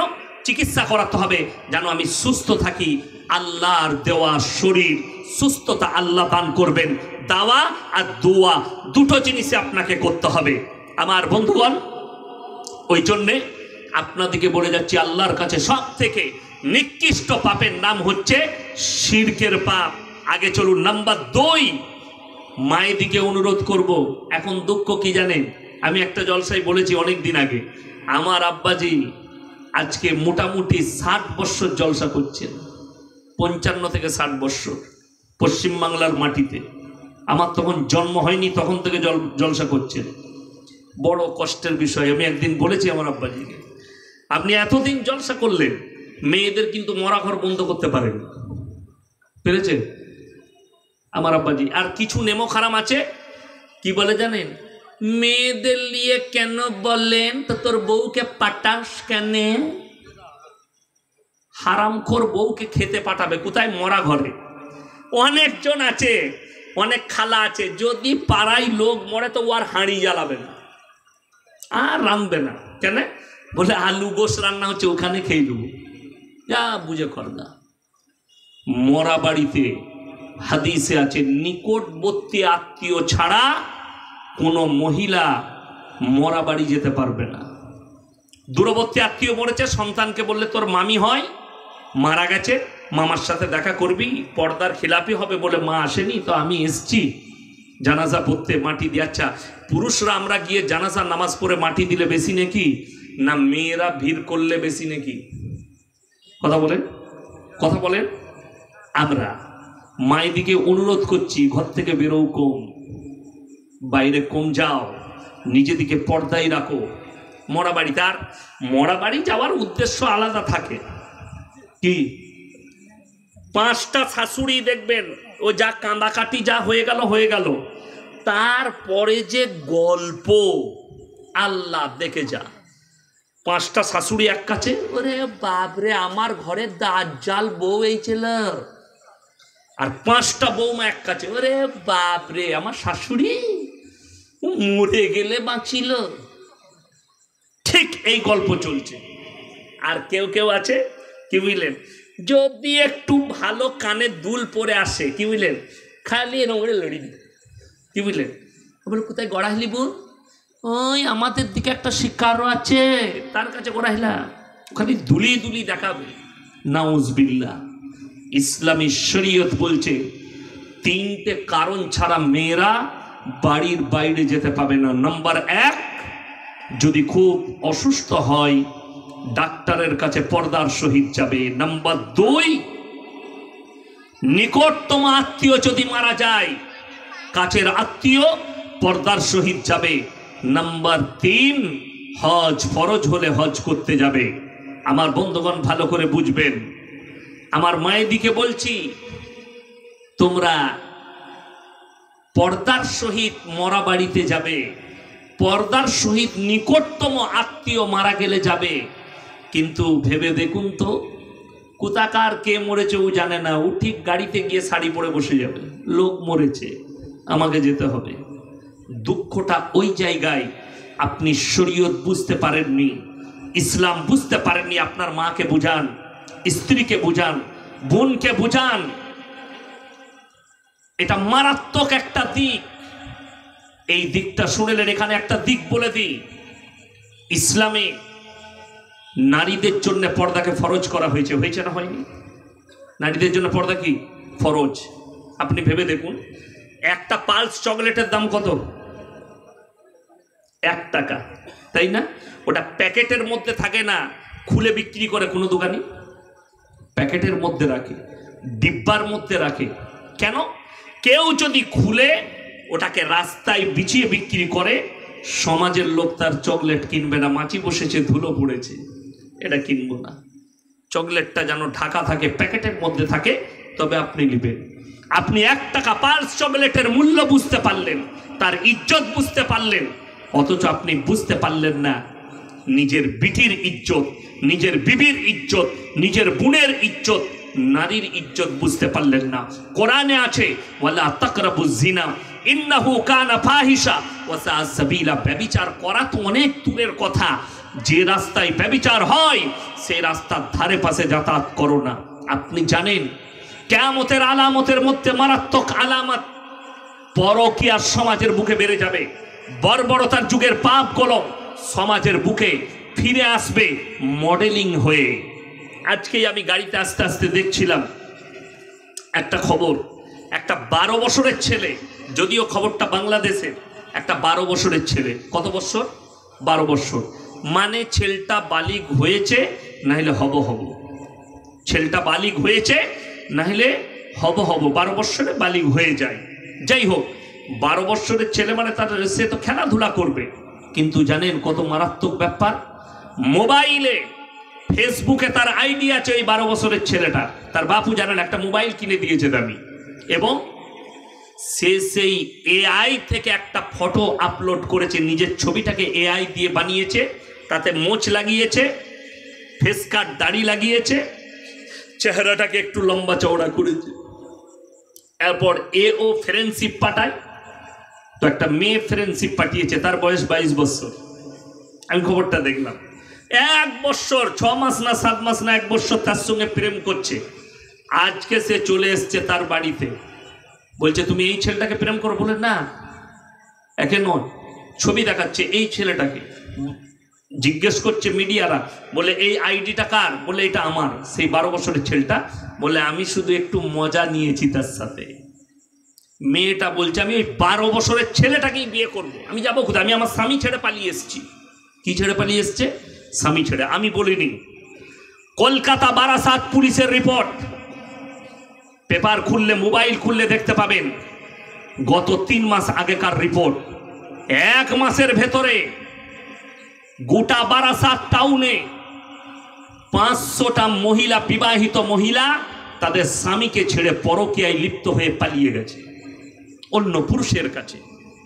কিয়ামত যত কাছে আসবে বর্বরতা বেড়ে যাবে। আল্লামা তাকি উসমানী, পাকিস্তানের সেরা মুফতি, ওয়ার্ল্ডের এখন জাস্টিস, পাকিস্তানের জাস্টিস, তিনি বলেছেন কিছুদিন আগে, पूरे आलम में पूरे दुनिया में हराम औलादों से भर जाएंगे, সমাজটা হারাম আওলাদে ভরে যাবে। কি করে প্রমোট পাবে? স্ত্রী পরকিয়া করবে। যে সমস্ত আমার মা বোন বিবাহিত যারা আমার বয়ান শুনছেন, যে সমস্ত বিবাহিত পুরুষ যারা বয়ান শুনছেন, তাদেরকে বলে দিই, মুমিনদের আখলাক বর্ণনা করতে গিয়ে আমার আল্লাহ কোরআনে বললেন, ইল্লা আলা আজওয়াজিহিম আও মা মালাকাত আইমানুহুম ফাইন্নাহুম গায়রু মালুমিন ফামান ইবতাগা আরা যালিকা ফাউলাইকা হুমুল আদুন। তোমরা তোমাদের স্ত্রী ছাড়া যদি অপর নারীর সঙ্গে সম্পর্ক করো, তোমরা যদি পরকিয়া করো, এটা হচ্ছে সীমা লঙ্ঘনকারী। আমি আল্লাহ সীমা লঙ্ঘনকারীকে জাহান্নামে নিক্ষেপ করব। আমার মায়ের, আমার বোনেরা, খুব ভালো করে বুঝবেন, যে সমস্ত মহিলা নিজের স্বামীর পিঠ পেছনে অন্য পুরুষের সঙ্গে সম্পর্ক লিপ্ত হয়েছ, যারা মনে করছো আমার স্বামী তো জানে না, পরিবার জানে না, রাতের অন্ধকারে যারা প্রেমে লিপ্ত হয়েছ, যারা অন্য পুরুষের সঙ্গে রিলেশনে আছো, স্বামী বাদ দিয়ে, তারা কান খুলে শুনে নাও, ইসলামী শরিয়া যদি হয়, এই দেশটা যদি ইসলামী আইন হয়, যদিও ভারতে পরকিয়াকে লিগেল করে দেওয়া হয়েছে, জানি না আইন আইনের জায়গায় আছে, আমি আমার মুসলিম ভাইদিকে দাওয়াত দিচ্ছি, পরকিয়া থেকে নিজেদিকে বাঁচাও। যদি বিবাহিত পুরুষ আর বিবাহিত মহিলা এরা যদি কেউ পরকিয়া করে আর যদি ধরা পড়ে যায়, রাষ্ট্রটা যদি ইসলাম হয় আর যদি শাসন ইসলামের হয়, তাদেরকে জনসমক্ষে নিয়ে এসে অর্ধেকটা পুঁতে দিয়ে পাথর মেরে হত্যা করে দাও। এটা হচ্ছে ইসলামের নিদান। কেউ যদি ধর্ষণ করে তার মুন্ডু ছেদ করে দাও। কোনো অবিবাহিত ছেলে আর অবিবাহিত মেয়ে এরা যদি পরকিয়া করে, এদিকে 100টা কুড়া মারো, ইস্তেগফারের নামাজ পড়া করাও। ইমাম বুখারী রহমতুল্লাহ আলাই বুখারী শরীফের ব্যাখ্যা এনেছে, ওই মহিলাটাকেও হত্যা করতে হবে। যে মহিলাটা, মায়েরা শুনবেন এই ভাষাটা ভালো করে, ইমাম বুখারী রহমতুল্লাহ আলাই উল্লেখ করেছেন যে মহিলা নিজের শরীর তাকাবে বাজারে পর পুরুষকে, নিজেকে বেপর্দা করে নিজের যৌবনকে দেখিয়ে পর পুরুষকে যারা উত্তেজিত করবে, এই মহিলাটার জন্যও ইসলামী শরীয়তে পাথর মেরে হত্যা করার হুকুম আছে। এখন তো দেখতে পাবেন অনেক মা বাপ তারা খুশি হচ্ছে, আমার মেয়ে টিকটক বানাচ্ছে, গানের টিকটক, ড্যান্সের টিকটক, অনেক গানের টিকটক বানাচ্ছে।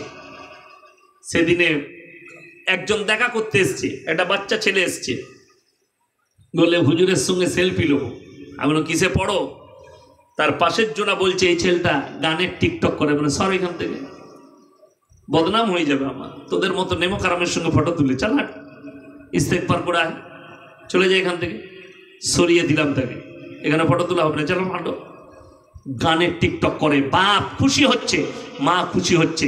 অনেক এমন নেমো খারাম বাপ আছে, মেয়ের জিনা করা পয়সায় সংসার চালাচ্ছে, ফেসবুক আর ইউটিউবে নিজের অ্যাকাউন্ট খুলে সেখানে ড্যান্সের ভিডিও ছাড়ছে, টিকটক করছে, সেখানে অনেক রকমের কাজ করছে, আর সেখান থেকে পয়সা ইনকাম করে বাপের সংসার চালাচ্ছে, আর বাপকে বাইকে চাপাচ্ছে। বাপ মনে করছে আমার মেয়ে বহুত ইনকাম করছে। তোমার মেয়েকে তুমি জিনা করাচ্ছ। এক সপ্তাহ আগে ধরা পড়েছে একজন ভালো টিকটকার, ইউটিউবার, সে ইউটিউব করতো, বাপ বেটা মেলে একটা মেয়েকে শ্লীলতাহানি করেছে, জেলে ভরেছে তাদেরকে ধরে। মোবাইল খুললেই দেখতে পাবে, কলকাতার না 24 পরগনার, তাদেরকে ধরে জেলে ভরেছে। কষ্টের বিষয় হচ্ছে ইসলামী শরীয়তে নারীর জন্য পর্দা এমনি ফরজ করা হয়নি। আপনি আপনার স্ত্রীকে পর্দায়, ইলেম বাজার যাবেন ডাক্তার দেখাতে, এখন একটা ড্রেস শাড়ি 400 টাকা দাম, তার উপর একটা বোরকা যদি 1000 টাকার পরিয়ে দেন কিছুই এসে যাবে না। একটা শাড়ি পরাবেন 1500 টাকার, খুব ভালো করে বুঝবেন। আর তার উপরে দেখুন জুসদানের ইজ্জত আছে না নাই? কথা বলেন। আচ্ছা, জুসদানের দাম কত? কোরআনের যে জুসদান দেওয়া হয় ওর দাম কত? 20 টাকা, 25 টাকা, 40 টাকা, 50 টাকা। অথচ যখনই ওইটার ভেতরে কোরআনকে ভরে দেওয়া হচ্ছে, ওর ইজ্জতটা পৃথিবীর সব থেকে মূল্যবান ইজ্জত। আপনার স্ত্রী একটা নারী, দেখতে নারী, কিন্তু ওকে যখন পর্দায় ঢেকে দিবেন, পৃথিবীর সব থেকে দামি ইজ্জত তার হয়ে যাবে আপনার স্ত্রী। হে আমার যুবক শোনো, আজকে এই মোবাইল, আপনারা কি মনে করছেন দাজ্জাল আসবে না? দাজ্জাল অবশ্যই আসবে। দাজ্জাল শুধু একটা ব্যক্তির নাম নয়, পুরো একটা সিস্টেমের নাম হচ্ছে দাজ্জাল, পুরো একটা সিস্টেম। আর দাজ্জালের প্রথম ধাপ হচ্ছে এআই। এআই পদ্ধতি হচ্ছে দাজ্জালের প্রথম ধাপ। দাজ্জাল আসার পূর্বে রাসূল আকরাম সাল্লাল্লাহু আলাইহি সাল্লাম বলেছেন, তোমরা জানতে পারবে, বুঝতে পারবে দাজ্জাল আসার সময় হয়েছে কখন? যখন দেখতে পাবে মুসলমানের কাছে হারাম জিনিসগুলো হালাল হতে শুরু করেছে। একটা মুসলমান হারাম জিনিসকে হালাল বলে ব্যবহার করতে লাগবে, হারাম জিনিসগুলোকে হালাল বলে গ্রহণ করতে শুরু করবে, তখন জানবে দাজ্জাল আসার সময় হয়েছে। দাজ্জাল শুধু একটা ব্যক্তি নয়, একটা পুরো সিস্টেম। সিস্টেমটা কেমন হবে বলে দিই আপনাকে। এই মোবাইলটা আমাকে একজন গিফট করলো, 40,000 টাকা দাম। তো আমাকে বললে, হুজুর এর যে ইউটিউব আছে, এর যে সিস্টেমেটিক্যাল আছে, আপনি ইউটিউবটা যখন খুলবেন 5G মোবাইল, আর আপনি মনে মনে যে ভিডিওটা ভাববেন সেটাই আসবে। আমি কমপক্ষে 20 বার পরীক্ষা করেছি, এখনো পরীক্ষা করে যাচ্ছি। গাড়িতে বসে বসে যে ভিডিওটা ভাবছি সেটাই চলে আসছে। কেন? বৈজ্ঞানিকরা বলে দিয়েছে 2026 সালের পরে 2027 সাল থেকে এই মোবাইলটার মানুষের আয়ত্তে থাকবে না, মানুষ এর আয়ত্তে চলে যাবে। দাজ্জালের সিস্টেমেটিক্যাল শুনেলেন কি হবে? আপনি ফোন পে ব্যবহার করছেন, গুগল পে ব্যবহার করছেন, অ্যামাজন ব্যবহার করছেন, এই যে মানুষ ব্যবহার করতে লেগেছে, ক্যাশ টাকা ক্যাশলেস হয়ে যাবে, মানুষের হাতে আর টাকা থাকবে না। আপনি তখন দাজ্জালকে অস্বীকার করবেন, আপনার সিস্টেম বন্ধ করে দেওয়া হবে। না আপনি চাল কিনতে পারবেন, না আপনি পানি কিনতে পারবেন, না আপনি তেল কিনতে পারবেন, না আপনি খাবার কিনে খেতে পারবেন। কেন? টাকা তো মোবাইলে। সিস্টেম যদি বন্ধ হয়ে যায়, আপনার সব কিছু বন্ধ, খাওয়া দাওয়া। আপনাকে এইভাবে হত্যা করা হবে, আপনাকে সিস্টেমের দ্বারা। ওই জন্য দাজ্জাল শুধু একটা ব্যক্তি নয়, একটা পুরো সিস্টেম। সবাই দোয়া করবেন, আল্লাহ নামাজের পার্টিতে, আল্লাহ দাজ্জালের ফিতনা থেকে আমাদেরকে হেফাজত করো, বলুন আমিন। সব থেকে আল্লাহর কাছে দ্বিতীয় নম্বর নিকৃষ্ট পাপ, ওয়ালা তাকতুলু আওলাদাকুম খাশিয়াতা ইমলাক নাহনু নারযুকুহুম ওয়া ইয়্যাহুম। হে আমার নবী, বলে দাও তোমরা দরিদ্রতার ভয়ে তোমাদের আওলাদকে কতল করো না। যে কোনো ডাক্তারের চেম্বারে যাবেন, গাইনিক ডাক্তারের যে কোনো হসপিটাল, যে কোনো নার্সিংহোম, লেখা আছে এখানে বাচ্চা নষ্ট করা হয় না, ভ্রূণ নষ্ট করা হয় না, দণ্ডনীয় অপরাধ। অনেক মুসলমান সে কিভাবে পেটের বাচ্চা, অনেকজন, আমি সেদিনে 4 মাস না 5 মাস আগে দেখলাম আমাদের পশ্চিম বাংলায় একজন ব্যক্তি 5 বছরের, কোন ধর্মের জানি না, 5 বছরের বাচ্চা আছে বেটা, তার কোলে সুন্দর ফুটফুটে একটা মেয়ে জন্ম নিয়েছে। মা রান্না করছে, মেয়েকে ঘুম পড়িয়েছে বিছানায়, বাপ বাড়িতে ঢুকেছে, মেয়েটাকে দেখেছে। মেয়েটা দেখে তার কি মনে হয়েছে, মেয়ে পয়দা হলো, মেয়ে পয়দা। সেই মেয়েকে পাটা ধরে জাইলা দিয়ে পুকুরে ছুড়ে দিয়েছে, পেছনে প্রচুর পুকুর ছিল, মারা গেল। মা স্বামীর নামে কেস করেছে, প্রশাসন তাকে অ্যারেস্ট করেছে। শুধু এটা নয়, বর্ধমান ডিস্ট্রিক্টের কেস, একজন বিহারের হোক অন্য জেলার হোক ভদ্র মহিলা বর্ধমানে প্রেগনেন্ট, ভর্তি হয়েছে, বাচ্চা হবে নার্সিংহোমে, বাচ্চাও প্রসব হয়েছে। কি হয়েছে, মেয়ে ছেলে পয়দা হয়েছে। সেই ভদ্র মহিলা নার্সিংহোমের মালিককে বলছে, এটা আমার 4 নম্বর মেয়ে, একে যদি আমি বাড়িতে নিয়ে যাই আমাকে বাড়িতে প্রবেশ করতে দিবে না, তাই আপনারা দেখুন, একে যদি কেউ নেয় আমি দিয়ে দেবো। সেই মায়ের মনটা দেখুন। সেই সময় একজন ব্যক্তি গেছে, স্বামী স্ত্রী, বাচ্চা হচ্ছে না, ডাক্তার দেখাতে। তারা খবর পেল এরকম একটা বাচ্চা কেউ দিতে চাইছে, কিন্তু শর্ত রেখেছে মেয়েটা, না আমি তোমাদের ঠিকানা নেবো, না তোমরা আমার ঠিকানা নেবে, বাচ্চা তোমাদের, কেউ কারোর ফোন নম্বর নয়, ঠিকানা নয়, তুমি কোথায় নিয়ে যাচ্ছ আমি কোথায় যাব জেনে লাভ নেই। সেই বাচ্চাটা মানুষ করছে এই ছেলেটা, মুসলিমদের একটা ছেলে, তার বাইকে আছে, মেয়েটা বসে আছে, তার হাতে চকলেট। আমি একদিন জিজ্ঞেস করলাম, চকলেটটা আমাকে দাও, বলছে আপনি লেন, খুব মজা। তার ভাষা শুনে আমার মনটা ভরে গেল, আর মনে মনে ভাবলাম কি নিকৃষ্ট জাতি, কি নিকৃষ্ট বাপ মা, তার পরিবার, তার শ্বশুর শাশুড়ি এত সুন্দর ফুটফুটে মেয়ে জন্ম নিয়েছে, তাকে বলে দিয়েছে মেয়ে জন্ম নিলে তোমার এই বাড়িতে আর ঠাঁই নেই।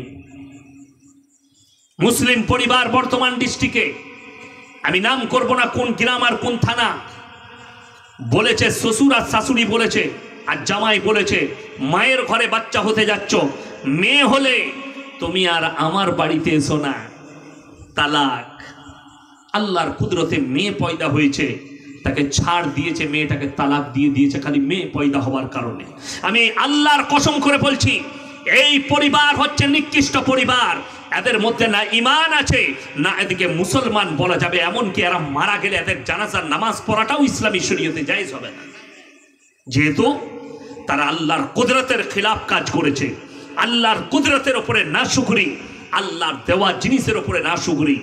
যারা শাশুড়ি আছেন তারা শুনে যান, বউ মায়ের মেয়ে হলে অনেক শাশুড়ি নারাজ হয়, আরে মেয়ে হয়েছে বেটা হলো না, তোর বউ কুলোচ্ছনে।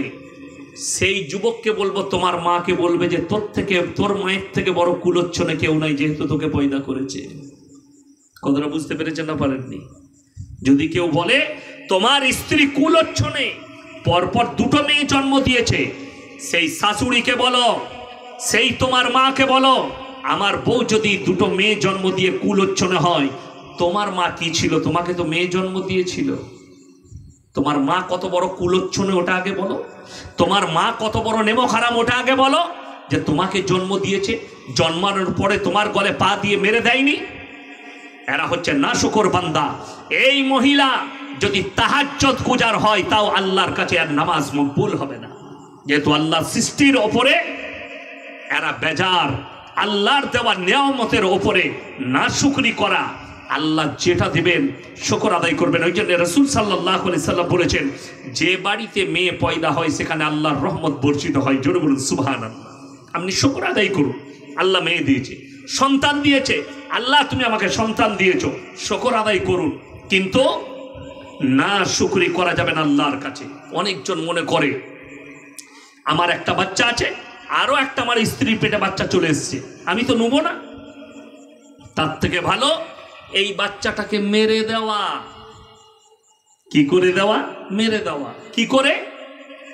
ওষুধ, ইঞ্জেকশন ইত্যাদি দিয়ে নষ্ট করে দিলে। অনেক আমাদের দেশে হাতুড়ে ডাক্তার আছে, যাদের কাছে যাই, আমার একটা বাচ্চা চলে এসছে, বলবো তো দাও, নষ্ট করেন। অনেক নার্সিংহোমওয়ালা পয়সার জন্য তারা এই কাজগুলো করে দেয় লুকিয়ে, কিন্তু সরকার জেনে গেলে এদের ওপরে আইনি ব্যবস্থা হবে, প্রশাসন জানলে আইনি ব্যবস্থা হবে। এই হত্যা করা আইন ভারতে নেই। যে আসছে, সকলে বলুন রুজির মালিককে আল্লাহ। যে আসবে সে নিজের রুজি মেপে নিয়ে আসবে।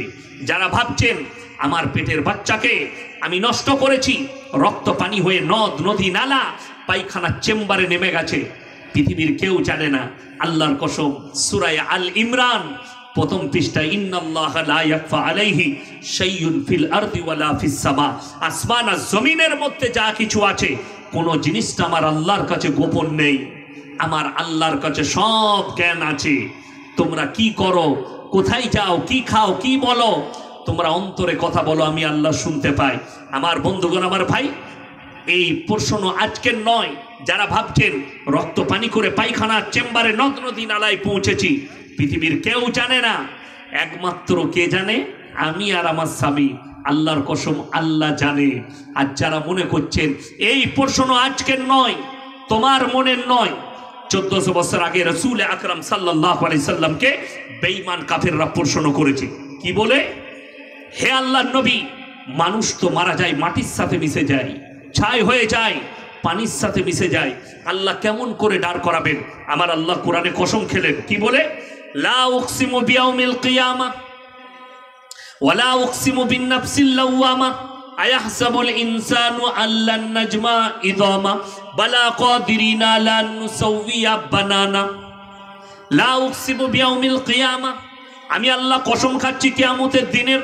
ওয়ালা উকসিমু বিন-নাফসিল লাওয়ামা, আরো আমি কসম খাচ্ছি ওই সমস্ত আত্মার যারা বলে আল্লাহ মানুষকে কেমন করে দাঁড় করাবেন।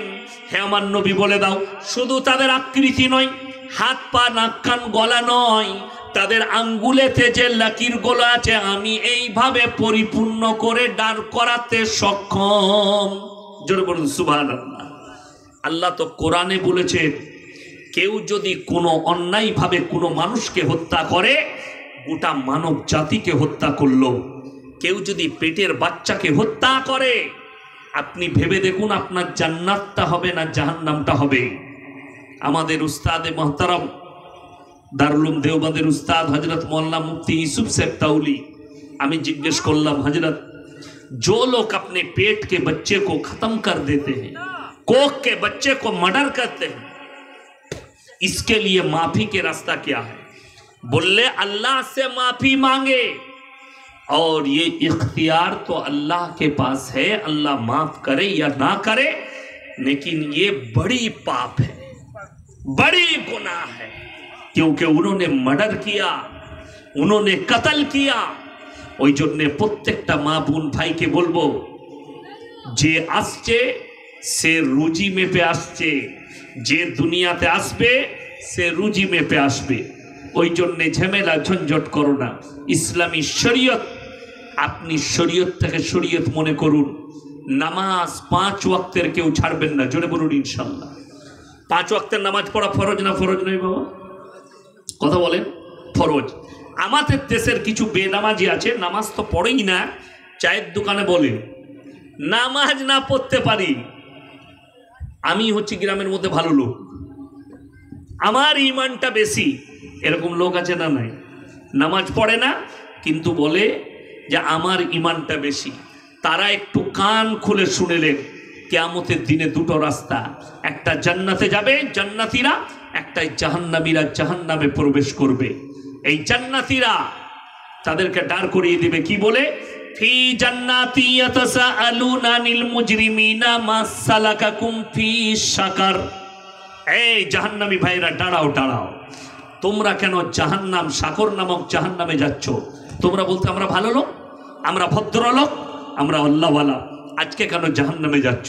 তাদের 1 নম্বর উত্তর আসবে, ক্বালু লাম নাকু মিনাল মুসাল্লিন, আমরা নামাজি মুসল্লিদের মধ্যে ছিলাম না। ওয়ালাম নাকু নুতিমুল মিসকিন, আর আমরা মিসকিনকে খানা খাওয়াইতাম না। সব থেকে প্রথমটা ডেঞ্জার, নামাজি ছিলাম না। হাত তুলে সবাই বলুন তো, আজ ফজর থেকে 5 ওয়াক্তের নামাজ কেউ ছাড়বো না। হাত তুলেন, সকলে হাত তুলে জোরে বলুন ইনশাআল্লাহ। আমার যুবক দিকে বলছি, আমরা জলসায় গেলে, কোথাও গেলে যুবকরা ছুটে এসে বলে, হুজুর আপনার জলসা শুনি, সেলফি নেব। সেলফি নিচ্ছে আমার, কিন্তু চুল কেটেছে শুয়োরের মাথার মতো। সেলফি তুলছে আমার সাথে, জীবনে নামাজ পড়ে না। আপনি দেখুন না আজকে কি চলছে সব জায়গায়। কিছু গুটকাখোর হুজুর আছে, সিন্নিখোর আছে, যুবক দিকে লাচাচ্ছে, জীবনে নামাজ পড়ে না, কিন্তু চিল্লাচ্ছে কি বলে, আই লাভ মোহাম্মদ। চলছে না? চলেনি। ঝান্ডা টাঙাচ্ছে, ঝান্ডা ছিটছে, এই করছে। আই লাভ মোহাম্মদ ঝান্ডা টাঙিয়ে ভালোবাসা প্রকাশ করা যায় না, মুখেতে বলে প্রকাশ করা যায় না। এই তো কিছুদিন আগে মুসলিমদের যুবকরা বলছে, রে আরে আমাদের বাবরি মসজিদ ভেঙে গেছে, ই কাঁদছে বাবরি মসজিদের জন্যে, আর এর মসজিদ কাঁদছে এর জন্য, এই জীবনে নামাজ পড়ে না, কিন্তু ফেসবুকে ও কাঁদছে। ফেসবুকের নামাজি আলাদা, ফেসবুকের মমিন আলাদা, আর হাকিকতের মমিন আলাদা। ফেসবুকে অনেক মমিন পাবেন, দামি দামি কথা ফেসবুকে লেখা যায়, আমল করা যায় না। আমল করার লোক কম, আমল করার লোক খুব কম। ওই জন্য যুবক দিকে বলছি, শোনো, নামাজ পড়ো। তুমি যদি ইয়াসিনকে ভালোবাসো, ভালোবাসাটা চুল কেটে নয়, রসুলের সুন্নতের দ্বারা প্রকাশ করো। ইয়াসিন সাহেব এরকম টুপি পড়েছে, আমিও পড়ব। ইয়াসিন সাহেবের চুলটা এরকম, আমি এরকম চুল রাখবো। আচ্ছা দেখুন তো আমার চুলটা, এইদিকগুলো চাঁচা আছে তো নাকি? শুয়োরের মতো চাঁচা আছে? আপনি এখানে কয়েকটা যুবক বার করুন, 100টার মধ্যে 90টা যুবক বেরোবে সাইডগুলোকে চেঁচে রেখেছে, মনে হচ্ছে শুয়োরের মাথাটা। কেন? কোনো আর্টিস্ট করেছে, এরাও করবে। আগেকার যুগে কি হতো, গ্রামগঞ্জে কেউ যদি ছিঁড়া জামা পরে যেত, ছিঁড়া প্যান্ট পরতো, আমরা তাদেরকে গরিব বলতাম না বাবা। এখন কিন্তু অসুবিধা আছে, এখন বড় লোকরা ছিঁড়া পড়ে, গরিবরা ভালো পড়ে। গরিবরা ভালো পড়ছে আর বড় লোকরা ছিঁড়া জামা পরছে। আমি সেদিনে দেখলাম কোন এক এয়ারপোর্টে একজন আর্টিস্ট ছিঁড়া খুঁড়া জামা পরে আছে, একজন পোস্ট করেছে ওটা, যে যদি বড় লোকদের ড্রেস এরকম হয় তা আল্লাহ আমাদেরকে গরিব রেখে দিও, গরিবের ড্রেসটা ভালো। রসুলের হাদিসটা শুনে নেন, মায়েরা শুনবেন, বোনেরা। আল্লাহ রসুল সাল্লাল্লাহু আলাইহি সাল্লাম বললেন, হে আমার সাহাবীরা, আখরি জামানায় কিয়ামতের পূর্বে নারীরা পোশাক পরবে কিন্তু ন্যাংটো থাকবে। নারীরা পোশাক পরবে কিন্তু ন্যাংটো অবস্থায় থাকবে। তারা এমন পোশাক পরবে তাদের শরীর দেখা যাবে। এই পাশে মনে হচ্ছে এটা পুকুর আছে না? পুকুর। আচ্ছা, পুকুরের পানি আমরা গোসল করি না? অনেকজন করে। পুকুরের পানি কখনো খান? খাই আমরা? পুকুরের পানি খাই না, ব্যবহার করা যায়, খাওয়া যায় না। আমার যুবক যারা আছো তারা শোনো, তুমি রাস্তায় বেপর্দা ভাবে পেট বার করা, পিঠ বার করা যে মেয়েটাকে দেখছো, তাকে তুমি ব্যবহার করবে, স্ত্রী রূপে গ্রহণ করবে না। একটা যুবক সে যদি কোনো দেহ ব্যবসার আড্ডাখানায় যায়, পতিতালয়ে যায়, একটা নারীকে ভোগ করে, কিন্তু যদি বলা হয় যার সঙ্গে তুমি মিলামিশা করলে ওই মেয়েটাকে স্ত্রী রূপে গ্রহণ করো, তখন সে কোনো মতেই রাজি হবে না। ঠিক বললাম না ভুল বললাম? ওই জন্যে তুমি যাকে ভোগ করছো জেনে রেখে দিবে, তাকে তুমি ব্যবহার করছো, তুমি তাকে গ্রহণ করবে না। যেমন তুমি পুকুরের পানি ব্যবহার করবে কিন্তু পানি তুমি পান করবে না। আমার বন্ধুগণ, আমার ভাই, ওই জন্যে প্রত্যেকটা যুবককে বলছি, তোমাকে আল্লাহ যে যৌবনটা দিয়েছে, সেই যৌবনটা শুধু তোমার নয়, তোমার কাছে আমানত আছে, ওটা তোমার স্ত্রীর আমানত, তোমার স্ত্রীর হক। আর যে সমস্ত যুবতী মেয়েরা আছো, বিবাহিত মায়েরা আছেন, তোমার যে ইজ্জত, তোমার যে যৌবন, ওটা তোমার নয়, তোমার স্বামীর জন্য ওইটা হক, স্বামীর হক, এবং স্বামীর জন্য আমানত হিসাবে রেখে দাও। আল্লাহ তাআলা কোরআনে বললেন, হে আমার নবী বলে দাও, কাদ আফলাহাল মুমিনুন আল্লাযীনা হুম ফি সালাতিহিম খাশিউন ওয়াল্লাযীনা হুম আনিল লাগবি মুরিদুন ওয়াল্লাযীনা হুম লিয-যাকাতি ফাইলুন ওয়াল্লাযীনা হুম লিফুরুজিহিম হাফিজুন মুমিনদের একটা মারাত্মক আখলাক বললেন, তারা যেন তাদের লজ্জা স্থানের হেফাজত করে। তোমার দু পায়ের মধ্যেখানে লজ্জা স্থান, এটার হেফাজত করো। কোথা থেকে? জিনা থেকে, ব্যভিচার থেকে। জিনাটা মনে করেন না শুধু শারীরিক মিলন। হে আমার যুবক, হে আমার যুবতী, শারীরিক মিলনটাই শুধু জিনা নয়। ইসলামী শরীয়তে হাতের জিনা, কানের জিনা, চোখের জিনা, মুখের জিনা, নফসের জিনা, পায়ের জিনা, শারীরিক জিনা। আপনি হাতের দ্বারা যে মহিলাটাকে হাত দিয়েছেন নিয়ত খারাপ করে, এটা হাতের জিনা। যে নারীটাকে চোখের ইশারা করেছেন জিনা করার জন্যে, চোখের জিনা।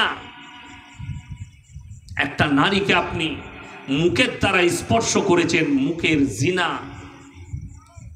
নফসে নিয়ত করেছেন এই মেয়েটাকে জিনা করব, নফসের জিনা।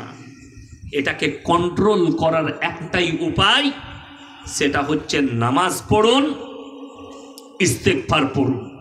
আর যদি তোমার উপযুক্ত বয়স হয়, তুমি উপযুক্ত বয়সে বিবাহ করে নাও।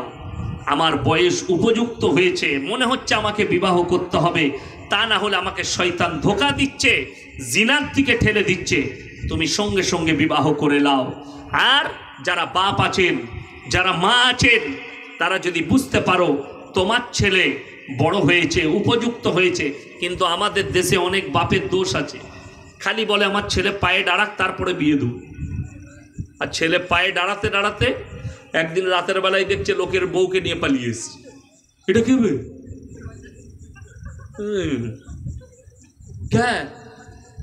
তারপরে সকালবেলায় বাপ খবর পাচ্ছে অমুকের বউকে নিয়ে পালিয়েছে, যা বুঝে করে না। কেন? এই অপরাধটা হওয়ার কারণ হচ্ছে যুবকের উপযুক্ত বয়সে বিবাহ দেওয়া। লাস্ট কথা বলছি, আর মাত্র 5 মিনিট আছে, হয়তো আব্বাজিকে আনছেন, এই 5 মিনিটের ভেতরে লাস্ট কথা। জীবনের 3টে জিনিস দুনিয়াতে রেখে যান, যদি কিয়ামত পর্যন্ত কবরে শুয়ে নেকি পেতে থাকবেন। জোরে বলুন ইনশাআল্লাহ। কটা বললাম? 3টে। নাম্বার 1, উপযুক্ত সন্তান। আপনি মরে যাওয়ার পরে যে আপনার জানাজার নামাজটা পড়াতে পারবে, কবর জিয়ারত করতে পারবে, আপনার জন্য দান খয়রাত পড়বে, চিরজীবন পাঞ্জেগানা নামাজ পড়বে আর বাপের জন্য দোয়া করবে। এই 1 নম্বর হচ্ছে নেক সন্তান যারা রেখে যায়, এটা একটা বড় সদকা। নাম্বার 2, মাদ্রাসা মসজিদে নিজের নামে সদকায়ে জারিয়া করে যান। কোনো মাদ্রাসায় বিল্ডিং হচ্ছে, এলেন, আমার 1000 টাকা লেন, আমার 5000 টাকা লেন, আমার 500 ইট লেন, নিয়ত করে যান। নাম্বার 3, খায়রুকুম মান তাআল্লামাল কুরআন আল্লামাহু। যে ইলম হাসিল করে আর অপরের কাছে পৌঁছে দেয়, এই আলেম উলামারা যারা মাদ্রাসায় তালিম দিচ্ছে, যারা আমরা জলসা করছি, যারা দাওয়াতের মেহনত করছে, এবং এই জলসায় আপনারা এসছেন, আমি বলে গেলাম শিরক করা পাপ, আমি বলে গেলাম এই কাজটা হারাম, এই কথাটা আপনি আপনার বন্ধুর কাছে পৌঁছালেন, আপনার ভাইয়ের কাছে পৌঁছালেন, আপনার প্রতিবেশীর কাছে পৌঁছালেন, আপনার মায়ের কাছে পৌঁছালেন, বোনের কাছে পৌঁছালেন, বোনকে গিয়ে বললেন তুমি তো জলসা শুনতে যাওনি, আমি গিয়েছিলাম, পর্দা করা ফরজ, কাল থেকে তুমি পর্দা করো, আমি ইলামবাজার থেকে একটা বোরকা কিনে এনে দিচ্ছি, বোরকা পরিধান করো, নিজেকে ঢেকে লাও। এই যে দাওয়াতটা দিবেন, শুধু আপনি একা নেকি নয়, আমি ইয়াসিন নেকি পাবো, আপনার বোন নেকি পাবে আমল করার কারণে। সে যদি আরও কেউ কি দাওয়াত দেয়, ইয়াসিন সাহেবের মুখ থেকে শুনেছি তিনি বলেছেন পর্দা করা ফরজ, অর্থাৎ বোরকা পরবে মা, পর্দা করো, নিজেকে ঢেকে লাও। সেই মেয়েটা যখন আমল করবে, আপনি যখন শুনে গেছেন কবরে সিজদা করা হারাম, গাছের সামনে সিজদা করা হারাম, আল্লাহ ব্যতীত অপরের কাছে ভালো মন্দ চাওয়া হারাম, এই মেসেজটা যখন আপনার বন্ধুকে পৌঁছাবেন, আপনার আত্মীয়কে পৌঁছাবেন, আপনিও সদকার নেকি পাবেন, আমিও পেতে থাকবো। এইটা হচ্ছে 3 নম্বর মারাত্মক সদকা। একে অপরকে নামাজের দাওয়াত দেন, সদকা। আপনারা সকলে নিয়ত করুন যে আমরা আমাদের নেক সন্তান তৈরি করব, বলুন ইনশাআল্লাহ। নামাজের তালিম, দ্বীনি তালিম দেন। আপনার ছেলে ডাক্তার হোক, মাস্টার হোক, প্রফেসর হোক, ইঞ্জিনিয়ার হোক, সব হবে, কিন্তু তার কাছে যেন দিন থাকে, কোরআনে তালিম থাকে, তার কাছে যেন দ্বীনি তালিম থাকে, তার কাছে যেন নামাজটা থাকে। বাকি ডাক্তার, ম্যাজিস্ট্রার, উকিল, হাকিম সব হোক, কোনো অসুবিধা নাই, ইসলামে বাধা নেই, সব পদ নেবে। আপনার মেয়ে ডাক্তার হয়ে যাক, আপনার মেয়ে প্রফেসর হোক, যেন তার বিয়াত থাকে, তার মধ্যে পর্দার একটা বিধান তার কাছে থাকে, ইসলামী শরিয়া যেন তার কাছে থাকে। এইরকম একটা সিস্টেমেটিক্যাল আপনি নিয়ে আসুন। আপনারা সকলে দোয়া করবেন কার জন্যে? নিজের পরিবারের জন্যে, নিজের বাম্মায়ের জন্যে, নিজের সমাজের জন্যে, নিজের গ্রামের জন্যে। আজকে মুসলমান আমরা কি, আপনি চিন্তা করবেন, আমি কি সত্যিকারই মুসলমান হতে পেরেছি? আমি কি নবী সাল্লাল্লাহু আলাইহি সাল্লামের আখলাক আমার বাড়িতে, আমার মধ্যে বাস্তবায়িত করতে পেরেছি? আপনি এই চিন্তা ধারালেন, এই চিন্তা করুন কাল থেকে।